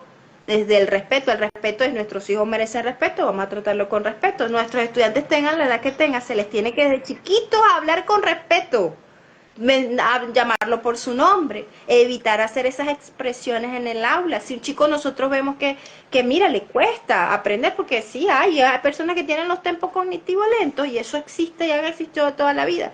Entonces vamos a tratar de más bien ser estimulantes. Mire, tranquilo, cada día lo vas aprendiendo mejor, no importa, dentro de un ratito me siento contigo 20 minutos y te lo vuelvo a explicar si no lo comprendiste. Ser ese facilitador que genere esa confianza y que genere estrategia para solucionar esa situación que ese niño está atravesando. Son niños, son adolescentes, todavía no tienen por qué sabérselas todas. A veces yo cuando me voy a las escuelas a hacer esas visitas de aula, que yo me pongo, a veces no entro de una al salón, sino que yo me quedo un ratito escuchando mientras tienen la puerta trancada. Y yo escucho, ustedes tienen que saber, ustedes tienen que comportarse de esta forma, y yo digo, Dios mío, pero es segundo o tercer grado, claro que no tiene por qué saberlo, no tiene todavía por qué manifestarlo, porque está en la escuela para irlo aprendiendo. O cuando uno va al liceo y escucha esas bullas, que se escucha no, que aquí el profesor, aquí nadie tiene interés en esta clase, que el salón vuelto un ruido. Y yo le digo, pero es que tú no sabes que es la adolescencia. Una forma aprendemos cuando somos pequeños, pero cuando llega adolescente empiezan otras necesidades. Tú estás mostrando esta información de acuerdo a cómo aprende un adolescente. Estás teniendo tu dinámica, ¿cómo es que tú hablas con dinámicas para que estos muchachos puedan moverse? ¿Cuántas horas tienen estos muchachos sentados allí y de repente necesitan un break? Porque a veces hasta la organización de los horarios educativos, yo no sé, no respetan cómo funciona el cerebro. Y ahí es donde yo digo, el llamado también es, mire, tenemos que educamos en un cerebro. Vamos a aprender de esto para ajustar. Por eso que digo que estamos en un siglo donde tienen que venir ajustes, porque mucho del resultado que tenemos a nivel educativo tiene mucho que ver con el irrespeto que tenemos al conocimiento a nivel de lo que es el desarrollo, el neurodesarrollo, educar para la edad evolutiva de nuestros chicos, el desarrollo psicológico respetando eso, porque si uno respeta eso, mira, es más fácil que ellos aprendan, mucho más Sí, fácil. Entonces, evitar esa frase. Primera, eliminarla. Vamos a decirlo sencillo. Corta, elimina. No funcionas así. Tú tienes que brindar confianza. ¿Quién dijo que yo te voy a tener confianza a ti si todo el tiempo me estoy burlando de ti? Eso es incongruente. Y después, ¿cómo tú vas a pedir que te respeten a ti si tú no respetas? Entonces, vamos a instaurar una cultura de respeto. Y bueno, después puede venir el amor, que también es vital para el Señor. aquí tenemos un comentario de Veronice Serna que nos dice, la primera escuela es la casa, la segunda es la escuela y el trabajo entre conjunto, padres, escuela y docentes. Ahora hay algo que a mí me es necesario decirlo aquí, que el cerebro de un niño es una plastilina. Él se va moldeando y se va moldeando y nosotros vamos enriqueciéndolo con las vivencias que él tiene. Muy claro está que cuando nosotros trabajamos con el cerebro de un niño, igual como yo lo puedo activar, y puedo hacer que una red neuronal se forme y exista esa plasticidad y vaya creciendo neuronas y neuronas, yo también puedo apagar áreas. Entonces, ¿qué ocurre? Ahí es cuando vemos que yo soy inútil para la matemática porque me lo apagan, me lo cercenaron, no sé, nunca me dijeron que se podía cantar, te lo aprendes así, escríbelo, escríbelo, escríbelo, y resulta ser que yo no puedo. Ahora, hay algo que a mí me llama mucho la atención en este perfil de los padres. El perfil de los padres es que ellos me piden como padre a mi hijo, yo hijo, me piden mis padres utilizando calificativos. Bueno, ve a ver si tú sales bien en esa prueba. Ve tú a saber si hoy por lo menos no pones el pie donde no lo debería hacer. Y van con esos calificativos en donde ya el niño va preparado para el fracaso. Y una de las cosas también es que la maestra tiene razón, es que tú eres flojo. Es que definitivamente, entonces apoyan una cantidad de sinvergüenzuras en donde el niño, si no tiene alguna dificultad en el aprendizaje, termina teniendo una dificultad social para interactuar con los docentes y al mismo tiempo es descalificado en casa y en la escuela. A nivel emocional, ¿de qué manera abordarías, Adaimar, esta parte de los padres bajar este esquema de utilizar tanto el bullying en sus hijos y apoyar en la parte motivacional y en darse cuenta de que no nacemos iguales, no nacemos, no creo que a todos le dieron un librito que dice, este es el niño que yo quiero, este es el niño, es un niño que tú lo formas, porque si el niño tiene carencia, porque tú también no buscaste estrategia. ¿De qué manera yo emocionalmente le tengo que decir al padre, basta, aporta, aporta, apoya? Bueno, principalmente hay que tener conciencia de que algo está pasando y hay que tener la disposición como padres a recibir el asesoramiento. ¿Por qué? Porque en el trabajo psicoemocional, si no existe la disposición y esa, digamos, necesidad de querer aceptarla, ahí hay un muro de contención importante. Porque desde la escuela, a veces llamamos a los representantes y los representantes no van. Los representantes tienen excusas propias del trabajo, de la dinámica y de la exigencia como adulto, y no van. Ya por ahí existe una fractura en esa oportunidad de establecer alianzas para ayudar en ese desenvolvimiento académico y psicoemocional del niño, ¿no? Entonces, lo primero es querer aceptar la ayuda. Comprender que desde la escuela, si existe la figura del bienestar estudiantil, desde el psicopedagogo, trabajador social, psicólogo, si existe esa figura dentro del colegio, apoyarse en ella. De repente no esperar a que pase algo, sino, epa, aquí estoy, psicólogo, escuela para padres, voy a ir. Porque a pesar de que mi muchacho o mi muchacha no está dentro de la estadística o dentro de los estudiantes que llaman a dirección o dentro de los estudiantes que llaman a psicopedagogo por alguna cuestión especial, yo igual le digo, hey, estoy aquí pendiente, presente, porque a lo mejor no es ahorita, pero cuando pase quiero saber que están ustedes allí y qué hace el colegio para justamente atender esas necesidades o esos requerimientos adicionales o propios del estado evolutivo de las circunstancias de mi hijo en el momento, ¿no? Entonces, como papás, o como especialista en este caso, que es la pregunta que me haces, pues sin duda alguna llamar a ese papá, a esa mamá, a ese adulto responsable y significativo del niño y evaluar y ver cuál es la dinámica interna, las creencias que tienen sobre la educación. Lo hablábamos en el primer live. O sea, si mi creencia de la educación es no importa estudiar, te estoy mandando porque, bueno, no importa importa, o sea, ve y ve qué carrizo aprendes, o sea, la asociación que va a tener el niño con el estudio probablemente es igual, o al contrario, voy a tener un hijo que quiere estudiar, pero yo como no estudié, o no, para mí no es importante el estudio, lo voy a tratar de limitar porque para mí no es importante, a mí no me llamen por eso. Entonces voy a tener estas dinámicas poco funcionales o disfuncionales en el que puedo tener un niño que quiere estudiar porque ve en el estudio una posibilidad de crecer, ve en el estudio incluso una oportunidad de salir de su realidad en las lecturas.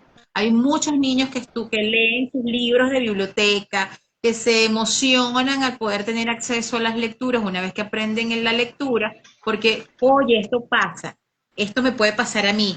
Por eso es que hay niños que les encantan los audiolibros, que ven tutoriales de YouTube si tienen acceso al Internet, porque también tenemos limitaciones hacia los accesos a los dispositivos electrónicos. Entonces, lo principal como especialista es llamar a la familia, validar cómo está la dinámica familiar, un poco saber cuál es la creencia asociada hacia el estudio, por supuesto plantear lo que está sucediendo y desde cuándo está sucediendo, no esperar como mucho, ¿no? Si hay una dificultad de aprendizaje, si hay algo que pueda estar afectando como el bullying, algún tipo de violencia, algún tipo de maltrato, eso hay que abordarlo de manera inmediata con la escuela, con el personal directivo y con la familia. Entonces, poder también llamar al niño, al adolescente de manera individual y poder abordarlo, bueno, qué quieres, qué puede estar pasando, de qué manera lo has manejado, un poco sondear ese contexto, porque a lo mejor para la mamá va a ser más contraproducente.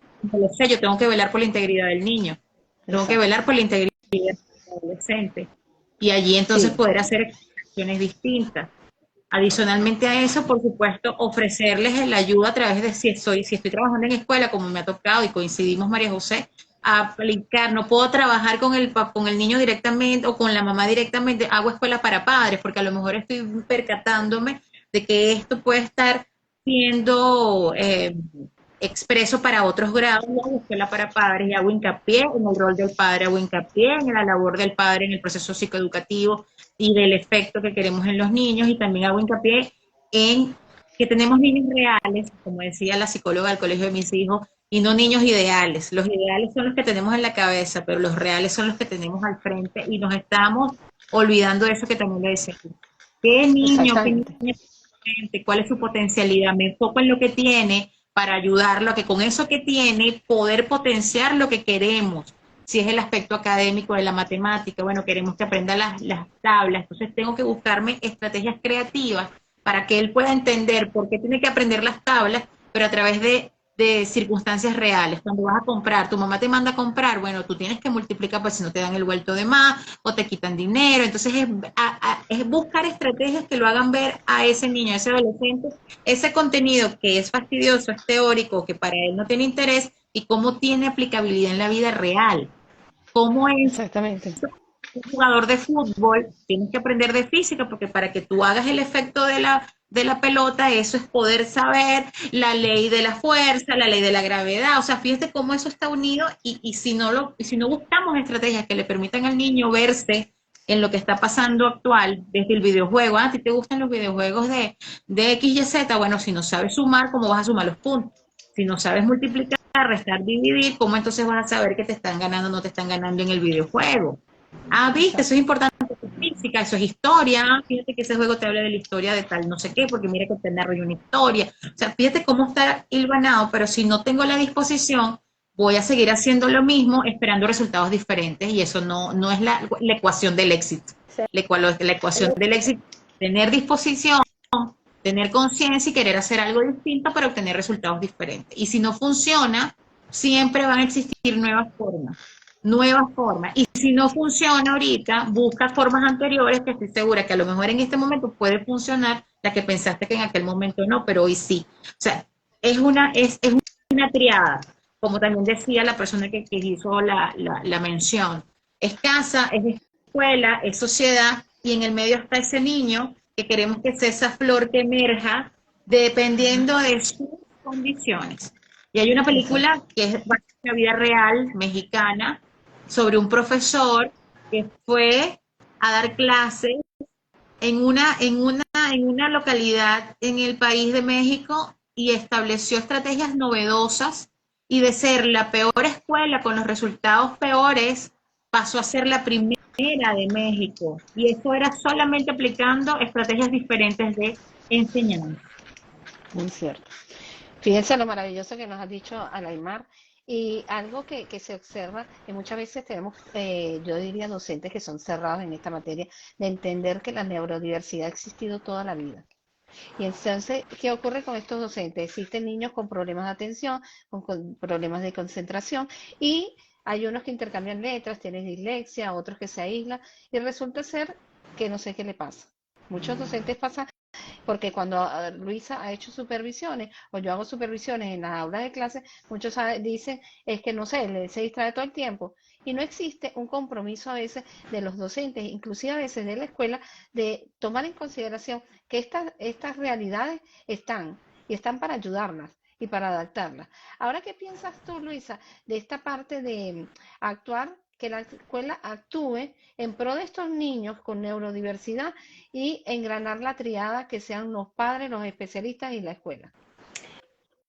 Well, tal como lo conversaba en el live anterior, mira, la escuela tiene un impacto social y tiene un poder muy grande a la hora de poder generar cambios en cómo se visibiliza la persona y cómo la escuela, cómo la familia puede cambiar. Tiene ese poder. Entonces, fíjate, lo primero que tenemos que entender es que todos somos neurodiversos, todos, porque el paradigma de la neurodiversidad es eso. Vamos a encontrar en nuestra aula gente neurodivergente, gente que, digamos que por su configuración neuropsicológica, pues aprende de forma diferente o le cuesta aprender de cierta forma o va a tener esas manifestaciones. Entonces, ¿qué impacto puede tener la escuela en la sociedad? En primer lugar, primero, entender y aceptar. Entender y aceptar que, como tú lo dices, siempre ha existido, que ya no estamos como en el pasado donde qué fácil era expulsar, porque no rinde, porque no aprende, que se vaya, ¿sí? La escuela en la actualidad tiene que dar respuesta para todos. Bueno, de allí viene la importancia de formar a tu personal, formarte a ti como directivo, reflexionar si tus paradigmas son limitantes o todavía se ajustan a aquello que aprendiste en la universidad en el siglo pasado y decir, mire, tengo que dar respuesta a las necesidades sociales, educativas, de este nuevo siglo. Por ende, tengo que entender cómo estos cerebros de este nuevo siglo trabajan, funcionan para poder dar respuesta. También a veces la escuela le va a tocar muchas veces educar al padre para que pueda aceptar esa neurodivergencia de su hijo. Importantísimo que la escuela siempre esté abierta a educarse, a formarse. Mira, para nosotros poder estar en estas posiciones, siempre tenemos que vivir aprendiendo porque hay muchas cosas nuevas cada día. Entonces, el inspirar también a su personal, el motivar a su personal para que conozca sobre neurodivergencia y hacerles ver la importancia de entender de que, mira, no todas las personas neurodivergentes van a ir al sistema educativo especial. En la actualidad el llamado es a incluir a todos, a hacer una escuela abierta, una escuela inclusiva. Entonces nosotros cada día debemos de conocer múltiples formas de poder facilitar la información para que nuestros muchachos aprendan. Y a veces va a tocar también incluir a esos padres que quizás no saben o que van a manifestar rechazo o negación, o que van a pasar por esas fases del duelo donde lo primero es, no, mi hijo no tiene nada, es la maestra que no sirve, porque sucede, es el primer paso, que muchas veces la escuela aborda y dice, mira, pero este niño no ha aprendido a leer o escribe de esta forma.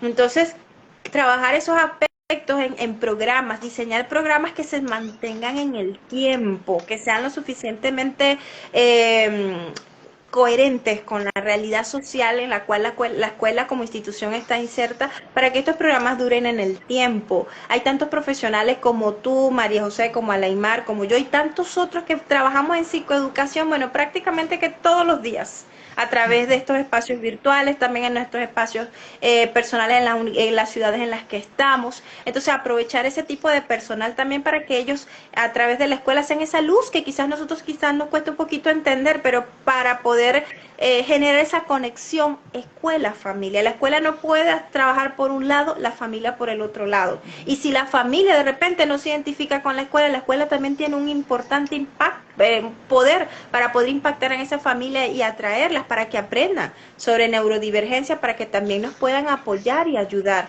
El tener una postura flexible, cercana, empática con esos padres y con esos niños. El entender que nosotros como maestros tenemos con nuestra palabra, siempre he hecho eso, en Estopedia siempre se dice, la voz de la madre programa el cerebro de su hijo. Y la segunda voz que va a programar el cerebro del niño es el maestro. Entonces fíjate el poder que tenemos con nuestra voz para impactar en el cerebro y en la personalidad de ese futuro adulto de nuestro país. Entonces, cuidar la forma como nos expresamos de ello. Y también ofrecer, trabajar a favor de que en nuestra aula de clase, primero con lo que hablaba, la educación del respeto, la pedagogía del respeto, mira, entender que hay que educar también a estas nuevas generaciones, que lo normal es que todos seamos diferentes y que si tenemos dentro de nuestra aula de clase un estudiante que es diferente, pero también es nuestro, porque también es nuestro amigo, también puede ser nuestro compañero, también es valioso, entonces, ¿cómo tratarlo? ¿Cómo atenderlo? La escuela tiene mucho que dar al respecto, mucho que entregar al respecto a nivel de este esquema, entendiendo lo que es la neurodiversidad. Cada día avanzar conscientemente en lo que es transformarnos en una escuela realmente inclusiva.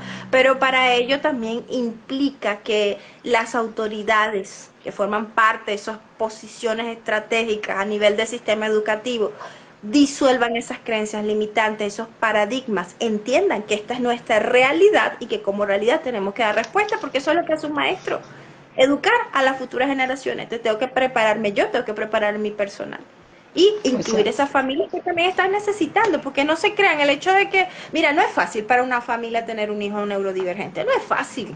Duele, la primera vez que el psicólogo te llama, que el orientador te llama y te dice, mira, tu hijo pudiera tener, hay que llevarlo al neuropediatra, al psiquiatra infantil, el padre es un impacto. Entonces, como escuela, hacer ese entorno, vamos a escuchar, vamos a aceptar, vamos a incluir, vamos a acompañar a ese padre también. Esas maestras tienen que ser positivas, amorosas, escuchar a veces, brindar apoyo, hasta más que el psicólogo, porque de repente el padre va al psicólogo es una hora y conversa en ese momentito, pero a las maestras las ven todos los días. Uno ve a su maestro todos los días cuando va a buscar al muchacho del colegio. Entonces, fíjate, a veces la maestra hasta tiene más impacto sobre esa mamá, sobre ese papá que está lidiando con este proceso de aceptación, que el psicólogo que lo ve una vez a la semana o dos veces a la semana. Entonces, o el psicopedagogo que lo ve 2, 3, 4 veces a la semana. Entonces, recuperar ese espacio, asumir la responsabilidad que tiene la escuela como ese agente formador de sociedades, bueno, solo de niños y adolescentes, te va a tocar también formar familias. Sí. Porque detrás de esos niños vienen esos padres. Entonces, hacer el trabajo, pues. Sí, y hay una cosa vital que como sede educativa, la sede educativa siempre tiene que brindar un acompañamiento y una educación general, porque también ocurren estas reuniones en donde existe toda la aula colectiva y los padres no aceptan la neurodiversidad. Entonces, ¿qué pasa? Si nosotros tenemos el proceso de la inclusión social, debe haber en cualquier espacio de la escuela educación que le indique al padre que es parte de un proceso. Y fíjate que hoy en día, cuando tú sales en la calle, yo lo veo así, igual están los que rechazan, pero hay mucha gente que también ha tomado un poco de conciencia en decir, bueno, el niño se desajustó o el niño algo le pasa y ya no es huir, sino incluir. Y eso es lo que tiene que hacer el rol a nivel social, porque la realidad de ahora no es que se multiplicaron los autistas, se multiplicaron el TDAH, siempre existieron, pero no había una psicoeducación como tú lo has planteado y algo de darnos cuenta de que no es que él es raro, él tiene algo que necesita. Hay un esquema que yo quería hablarlo con Alaimar, que era en el caso de esos niños abarrotados, donde los padres pueden estar totalmente ocupados y tienen una rutina, bueno, en donde es trabajo, llevo al niño, voy al trabajo, regreso a la casa, lo busco las tareas dirigidas y voy otra vez a la casa y el niño sigue estudiando las tareas dirigidas 6 horas, 5 horas, y ese niño cansado. En donde ya inclusive yo a veces digo, pobre la profesora de las tareas dirigidas porque el niño ya ni la puede ni ver. Ahora, ¿tú crees que ese proceso de agotarlo, porque mientras más estudias, más te sientas, más tiempo es que aprendes, ¿tú crees que esto sea satisfactorio a nivel de su crecimiento personal y académico? Hablas de algo bien interesante y además es también otra característica de como papás, ¿no? Muchos de nosotros los tenemos en infinidad de actividades extracurriculares. algunos aprendiendo idiomas, instrumentos, porque sí, sabemos que el cerebro está haciendo, el cerebro humano es amplio y además lo estamos subutilizando, entonces la mejor etapa para que los niños aprendan el idioma es en la infantil, entonces bueno, ¿qué estamos haciendo? Estamos sobreexigiendo y sobreestimulando y lo que tenemos que tener precaución es en el equilibrio. Si todas estas actividades las está haciendo porque soy yo mamá la que lo quiere hacer y es una decisión tomada, ahí estoy obviando el interés propio del niño y del adolescente y estoy sobreponiendo el mío porque yo soy yo sé lo mejor que es para ti y allí podemos tener un lado, o sea, un extremo que es lo que yo quiero. Yo quiero que mi hijo sea exitoso, yo quiero que mi hijo ya aprenda unos idiomas, es que yo quiero que no le pase lo mismo que a mí, es que yo quiero que él aproveche las oportunidades, es que yo. Eso está chévere, porque como papás, pues sin duda alguna queremos lo mejor para nuestros hijos y haremos lo que esté a nuestro alcance para que así sea. Solo que a través de esa frase podemos justamente estar haciendo lo contrario. Y estoy más bien Exacto. fustigando al niño, al adolescente, a hacer cosas que no lo ve él trascendente. Y ojo, con esto no quiero decir que si usted lo tiene en infinidad de actividades, sáquelo. Ojo, no, para nada. Pero evalúe el contexto, evalúe si esas actividades que está haciendo estos niños, niñas y adolescentes están en pro de sus propios intereses y busquen acuerdos, porque si usted es el adulto y usted bien sabe lo que él puede estar necesitando, pero también es importante que como usted es el adulto responsable de ese niño, porque quien lo trajo al mundo fue usted y quien decidió traerlo al mundo en las condiciones fue usted, evalúe si la edad que él tiene son actividades e intereses que él considera pueden ser valiosos en su actualidad. No para el futuro es adelante, vamos a trabajar en el aquí y en el ahora, o sea, quiero que estudies música, quiero que practiques un instrumento, quiero que seas nadador, quiero que practiques un deporte. Si está en muchas cosas, su cerebro no va a tener tiempo para descansar, se va entonces a entender que él no tiene tiempo de disfrute, que no puede tener tiempo de ocio, porque él tiene que estar a juro haciendo algo. Y esa es otra cosa que nos pasa a los adultos. Nos sentimos mal si tenemos tiempo de ocio y nos castiga la sociedad porque supuestamente no somos productivos cuando hasta las máquinas se recalientan y necesitan desconectarse. Cuando por razones del oximá usted se tiene que parar de la oficina cada cierto tiempo porque si no genera una enfermedad ocupacional. Entonces fíjense cómo todo esto, desde la extralimitación, desde el que quiero que hagas muchas cosas porque no puedes tener tiempo, no tengo tiempo de estar contigo, estoy dejando de también de manifestar un lenguaje del amor que es tiempo de calidad. Mucho se ha dicho en las literaturas que no hablamos de cantidad de horas que yo tengo que estar con mis hijos, es la calidad del tiempo en la que estoy con mis hijos. Pueden ser 10 minutos, mientras cocino, mientras llego, mientras me baño, pero esos 10 minutos mi hijo se los va a recordar eternamente porque va a decir en 10 minutos y no lo va a tener en tiempo. Mi mamá va, él lo que va a decir, ella lo que va a decir es que mi mamá tenía tiempo para escucharme. Ah, es que recuerdo que era cuando ella se bañaba, pero siempre atesoré cuando ella se bañaba y me escuchaba, porque esos eran mis minutos. No, es que cocinábamos juntos, mientras cocinábamos, yo le contaba mis cosas del día, mi mamá me contaba las suyas, y no, es que mientras mi papá veía su deporte, yo también lo veía con él, y hablábamos de lo que nos pasaba en el día. O sea, es tiempo de calidad, que es uno de los lenguajes del amor. Tiempo Exacto. de calidad. Entonces, Sí, muy ojo, importante. como les digo, nosotras aquí lo que estamos tratando es de hacer conciencia cómo somos como padres, entender que no hay un manual exclusivo del éxito. Aquí la idea es que usted pueda verse tatuado y verse allí como lo estamos haciendo Luisa y yo como mamás y como María José como especialista. O sea, ¿qué estoy haciendo ahora? ¿Cuál es el resultado de mi aquí y mi ahora? ¿Y qué puedo hacer distinto para que el resultado sea distinto? Que al final es que usted esté tranquilo y su hijo esté feliz y su niño esté tranquilo y usted también se sienta feliz. Ojo, la felicidad no es ausencia de problemas, porque hay temas difíciles. Mi hijo no quiere estudiar porque no le da la gana. ¿Qué hago? Ya le compré los cuadernos, tiene todo, el colegio es chévere, pero es que no quiere. Hay un asunto actitudinal que es que no quiere. Ah, bueno, vamos a evaluar qué es lo que pasa allí. Y si hay que buscar Exacto. ayuda psicológica, pues hay que hacerlo, porque hemos hablado desde el primer live que estudiar es un derecho y estudiar es un deber. Exacto.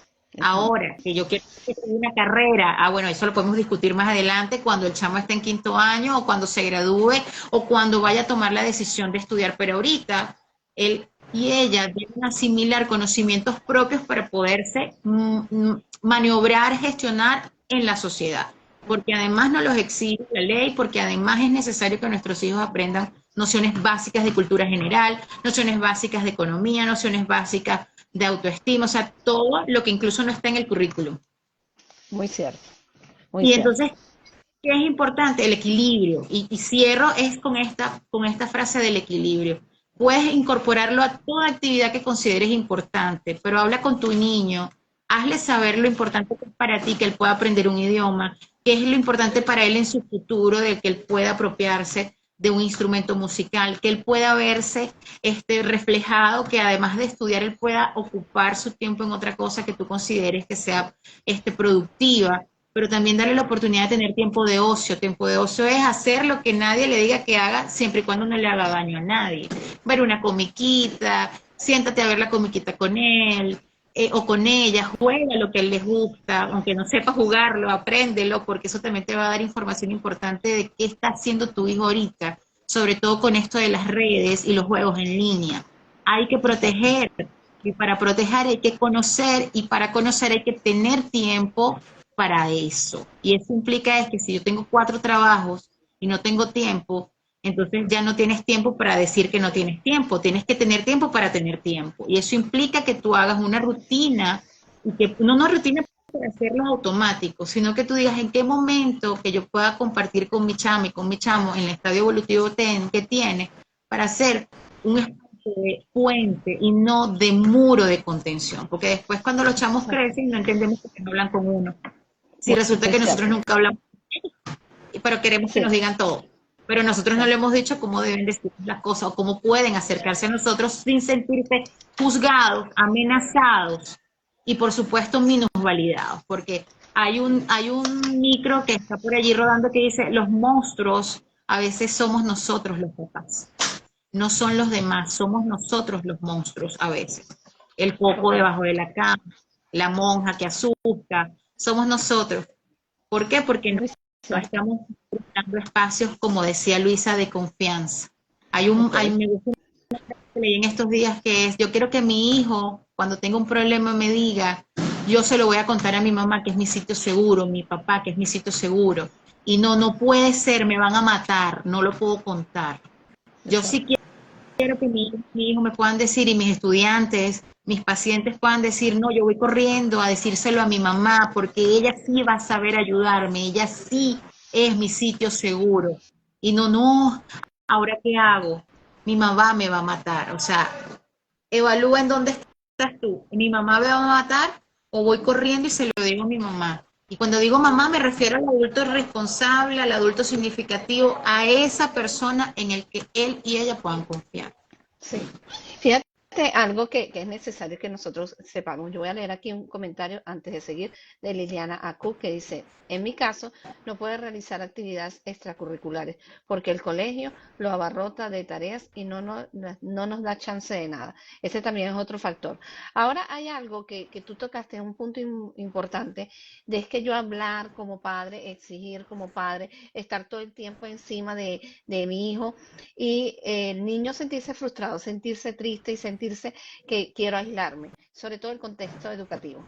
¿Qué pasa con esto? También adicional, este niño, hay intereses que no lo han medido, no ha tenido el tiempo de juego como tú lo manifiestas, o simplemente, mira, estudia y tú no vas a salir con los amigos, no vas a ir a ningún lado. Entonces, ¿qué pasa? Cuando nosotros nos volvemos un tanto castradores de los procesos de nuestros hijos, llega el impacto de que, bueno, él vive de ansiedad, él vive rebelde, él es un poco desafiante, pero deriva de estas conductas definitivamente del no y el aplicarle no vas a ir, el que no te voy a permitir, el que tú no puedes lograrlo y todos estos calificativos que llevan a que busquemos especialistas.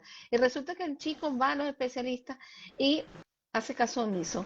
Porque realmente está en que no tengo tiempo ni para mí, no me han preguntado lo que yo quiero para mí, el niño no dice absolutamente y se convierte definitivamente en alguien que no quiere ver más el sistema educativo, un desertor escolar. Ahora, Luisa, ¿de qué manera podrías tú dar un ángulo o un preámbulo bastante fuerte en este aspecto de la deserción escolar? ¿Por qué se llega a esta deserción escolar? Y cómo tenemos que darnos cuenta de que al llegar a la deserción escolar, ahí estuvo mamá, estuvo profesor, estuvo especialista. ¿Y por qué no se logró? ¿Qué nos faltó? para que el niño no le costó y no lo quiere ver más. Wow. Bueno, siempre le hemos dicho que la deserción escolar es multifactorial, ¿no? Y dentro de esa implicación de esos múltiples factores, la familia y la escuela tienen un impacto importante, una postura importante y protagonista en este tema, ¿no? Entendiendo que por lo menos desde el punto de vista de familia, entendiendo que nuestros niños, son adolescentes, están creciendo. Nuestra responsabilidad, o sea, prácticamente están sobre nuestras manos mucha de la responsabilidad de que ellos persistan en sus metas académicas y obviamente tiene mucho que ver cuánto le prestamos atención para que ellos puedan lograr esas metas académicas, cuánto apoyo real, genuino le ofrecemos a nuestros chicos para que ellos lo puedan alcanzar. Entonces allí siempre cuidando que el ambiente familiar sea un ambiente familiar asertivo, amoroso, respetuoso, rescatando siempre la figura de hacerle ver que el hecho de cómo enfrento los fracasos, porque es natural mientras estés en ese proceso académico, es normal, y como se lo digo, voy a ventilar la expresión que siempre le digo a mi hija, los aprendices tenemos el derecho de equivocarnos. Lo que sí es que también tenemos el deber de identificar dónde fallamos y qué podemos hacer la próxima vez para hacerlo mejor. Entonces, brindarle a nuestros hijos siempre esa educación emocional que lo fortalezca, que le haga saber que un fracaso de un día no significa que va a ser perenne, no es una condena para toda la vida, que el que se te dificulte un contenido, un concepto, que el que se te dificulte un grado no significa que siempre vas a ser la misma persona y que esto te va a condenar a largo plazo, porque siempre tenemos el presente para solucionar la situación. El que se le tenga en la familia el enfoque sano, saludable, de lo que es la educación regular, entendiendo que se aprende en todos los contextos, que también existe no solo la educación seglar, o el que estés estudiando, sino que puedes aprender también lo que es el autoaprendizaje, lo que es el aprendizaje también por la experiencia con otras personas, y que ellos también puedan ver que el hecho de que quizás falles dentro del entorno escolar inmediato no significa que en otros entornos de aprendizaje vas a tener la misma experiencia. Eso sobre todo para todas aquellas madres, padres que tienen hijos neurodivergentes, que quizás tengan un hijo con un diagnóstico en una condición. El hecho de que tu hijo tenga dificultad para aprender o para fluir o incluirse de manera favorable en el sistema educativo, no significa que en otros entornos no va a fluir, porque las habilidades de repente que están enseñando en ese momento no significa que él tenga otras que en ese momento, en ese grado no se están considerando. Entonces, hacerle ver a ellos mostrarle, enseñarle ese enfoque, va a permitir que ese niño, ese adolescente tenga mayores recursos cognitivos y psicológicos educados para que puedan enfrentar el desafío que puede representar para muchos de ellos el aprendizaje. A nivel de escuela, ¿qué podemos hacer? Siempre ser una escuela abierta, el ser esa escuela, el ser ese maestro, ese profesor que estimule, que motive, que enamore, que siempre sea creativo, el hacerle ver que la información que se le va a transmitir, pues, tiene una pertinencia, tiene una conexión con su realidad, pero que también está en las manos del niño, del adolescente, tomar ese conocimiento y transformarlo, hacerlo más grande, más hermoso, hacerlo más creativo, crear con él, diseñar con él o ofrecer propuestas de solución a las dificultades y los obstáculos que puedan hacer. Siempre es importante, siempre hacer sentir a nuestros niños y adolescentes dentro del entorno escolar que son importantes. Esa etapa donde el estudiante se minimizaba y el educador era que vimos que esa educación fue válida para el principio y el inicio del siglo XX, desde finales del siglo XVIII, el siglo XIX, donde era regla, tabla, castigo, a golpes que se aprendía. Señores, hay que cambiarse el chip, eso ya no va. Así como usted no tiene un teléfono de 1918, tampoco puede educar a las nuevas generaciones con los principios de 1918. Entonces, importantísimo hacer sentir al estudiante valioso, importante. No asistió 2 días. El día que llegó, ay, qué bueno que llegaste, estuve pendiente de ti, eres importante, ¿qué tal que tuviste enfermo? ¿Cómo te sentiste? Y si en caso tal, el entorno escolar, el entorno familiar está propiciando que este chico quizás le seduzca el abandonar la escuela. Vuelvo y repito, el impacto que tiene la escuela en la sociedad es importantísimo. Nosotros como funcionarios escolares podemos ir a esa casa a intervenir a esa familia, a conversar, directivo, coordinador, maestra. Mire, ¿qué pasa que Pablito tiene ya 2 semanas que no viene? ¿Cómo están viviendo esa situación? Y si podemos brindar un apoyo, una ayuda extra, canalizar esta situación por organismos pertinentes de bienestar para la familia a nivel municipal, a nivel comunitario, movilizarse, tener una postura proactiva al respecto. Entonces, teniendo como base esos factores, creo que sería muchísimo, y el comprender también lo que es la neurodivergencia. Voy a agregar el tercero: maestros, educadores y padres, formarse en el tema de neurodivergencia. Saber si tiene autismo, tengo que saber cómo piensa un ser con autismo, cómo aprende un chico que tiene la condición, o cuál es el perfil cognitivo psicológico específico de mi hijo con autismo, o sea, entendiendo que es un espectro y que para cada uno es muy único. Tiene déficit de atención, ¿qué apoyos, qué aportes le puedo dar? Tengo que hacer adaptaciones curriculares, ¿cómo hago estas adaptaciones curriculares? Voy a buscar asesoría, puedo buscar yo una consulta. Yo tengo casos de maestras cuyos padres no pueden pagar una consulta por este caso de evaluación psicopedagógica conmigo, pero la maestra paga la consulta para ella traerme el caso para saber cómo puede hacer adaptaciones curriculares. Ahí donde tú ves que esta maestra sola, de forma autónoma, como un líder educativo, se moviliza para generar transformaciones en base a este chico, a estos estudiantes. Entonces, el tener ese espíritu proactivo, el tener esa actitud proactiva, va a ayudar muchísimo a que la deserción escolar, mientras no sea un tema prioritario para los gobiernos, quizás tengamos estas dificultades a nivel de Latinoamérica, de Europa, de África, pues sé que hay mucha gente que de tu comunidad y de mi comunidad y la de Leymar que están en otros países, que de repente a lo mejor no sean objetivos esenciales para los programas gubernamentales de estos países en específico, pero el que uno como agente entienda cuál es su poder y cuál es el impacto que puede tener en la sociedad y sea proactivo al respecto, va a hacer una enorme diferencia en ese niño o ese adolescente que pasa por nuestras aulas o que forma parte de nuestra familia, porque también los tíos, los abuelos podemos hacer mucho, para que no ocurra ese fenómeno, y sobre todo entendiendo que sí, necesitamos educarnos, la educación es importante, mientras más educación tenemos somos más libres, podemos tener una mejor calidad de vida, el conocimiento es valioso. Creo que es lo primero que como seres humanos, después del alimento, creo que el conocimiento va primero, decían muchos filósofos, pero digo, bueno, el alimento, porque si tenemos el cuerpo no está sano, no podemos aprender. Y después primero viene la salud, el alimento, y luego viene el conocimiento para ser seres, para poder tener una calidad de vida. Entonces, hacérselo ver a nuestros hijos, a nuestros estudiantes, es vital, es vital. Ok, fíjense lo importante de lo que hablamos en el día de hoy.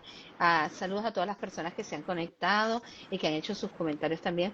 La importancia de darnos cuenta de que no podemos llegar al proceso de la deserción escolar, porque definitivamente significa un fracaso no como padres, un fracaso para el niño, porque no pudimos llegar a ofrecerle la oportunidad de ver una vida diferente, sino una vida muy oprimida de pedir, exigir y darnos cuenta de que el valor que ellos tienen. Ahora, Luisa, yo quisiera que nos dijeras en qué parte de las redes sociales te podemos conseguir. Bueno, los invito a mi comunidad Luisa Carrasquel Oficial. Estamos en Facebook, estamos en Instagram, estamos en Twitter también. Y bueno, siempre atentos porque tenemos actividades. Este es el mes azul, el mes del autismo. Tenemos por allí una actividad de cómo podemos enseñar a través de disciplina positiva a nuestros niños con autismo. Es totalmente gratuito. El link está en mi bio. Voy a aprovechar este espacio para que ustedes puedan conocerlo y puedan dirigirse hasta allá y participar en la actividad de aprendizaje interactivo. Siempre estamos proponiendo eso, haciendo ese proceso. Y bueno, los voy a escribir por aquí para que lo tengan. Y bueno, chévere. Okay. Muchísimas gracias, Luisa. Araymar, ¿dónde te podemos conseguir? Bueno, me pueden conseguir a través de las plataformas en Instagram, Facebook, como @tu psicoasesor, un alma a tu servicio, y sin duda alguna, pues un espacio de psicoeducación en terapia online, presencial, aquí en Caracas, para todos aquellos papás que lo requieran. Hacemos en cual escuela para padres, en un grupo de psicólogos que trabajamos en pro, por supuesto, de la psicoeducación, y bueno, de eso se trata, de hacer esta labor que decidimos hacer de padres y madres, pues hacerlo lo mejor posible y funcional para nuestros hijos, para criar hombres felices y niños también felices para ser esos adultos felices. Y quisiera leer algo al final, como siempre nos gusta a nosotras hablar de pensamientos, y también lo mencionaba Luisa. Aristóteles decía que la educación es un ornamento en la prosperidad y un refugio en la adversidad. El conocimiento Ujú. nunca va a pesar, y siempre debemos buscar la manera en que nuestros hijos aprendan y sigan aprendiendo, porque bien lo decía, pues Luisa, somos aprendices eternos y el aprendiz, desde esa figura de aprendiz, tiene todo el derecho a equivocarse, porque si todo estuviese ya dicho, no hubiese aprendizaje que dar. Entonces, del aprendizaje del error es donde vienen grandes, grandes enseñanzas. Y por supuesto, hacerlo cada vez mejor como padres es lo que va a garantizar que su hijo tenga el refugio de la confianza, porque también la educación genera confianza y la confianza genera esperanza y la esperanza genera paz. Así es que trabajemos todos en pro de la esperanza, de la paz y la confianza. Así que gracias María José, Sí. gracias Luis. Bueno, fíjense lo importante del tema de hoy y hoy quiero dejarles una reflexión a papá y a mamá específicamente, no que los otros entes no sean importantes. Aprende a escuchar, aprende a acompañarlo, aprende a que él sienta lo que desea hacer en la vida. Hay una cosa importante, darle las herramientas no indica que tú tengas que suprimirlo en hacer lo que tú quieres que él haga.